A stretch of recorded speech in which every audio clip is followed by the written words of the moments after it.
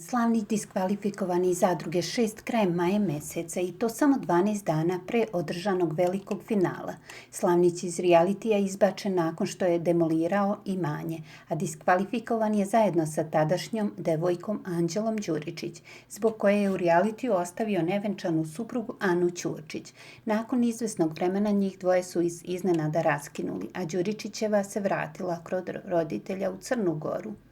Zvezdan je ubrzo nakon razlaza sa Anđelom prekinuo i saradnju sa Haj produkcijom, a umjesto da zajedno vode emisiju sa kojom je trebalo da počnu. Nakon samo jedne emitovane epizode Slavnić je prekinuo saradnju sa Hype.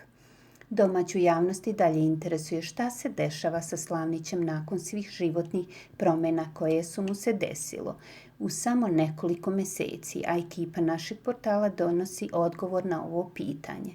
Naš paparaco snimio Zvezdana u jednom od elitnih restorana u Novom Beogradu, a Slavnić u ručku nije uživao sam.